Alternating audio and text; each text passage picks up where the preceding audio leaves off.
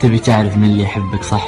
اللي لما يغار عليك دموعه تنزل بدون شعور، اللي يقلب الدنيا واللي ما فيها اللي شافك عطيت أحد وجه، اللي يتم يطالعك هالوقت كله وانت ساحب عليه، يد انك ساحب عليه بس يسكت ما يبي يفقدك، اللي يغلط عليك ويرد يعتذر يقول لك آسف ما كان قصدي، وانت عبالك انه ضعيف شخصية.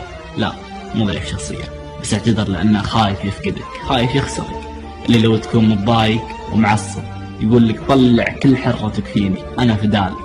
اللي لو تتركه كذا فترة ترجع تلقاه مثل أول يحبك ويهتم فيك، وانت بينك وبين نفسك تقول هذا ما عنده كرامة.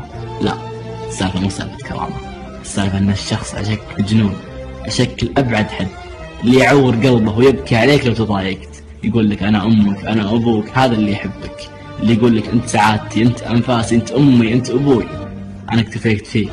اللي يحبك من قلب، اللي همه بس يبقى قربك.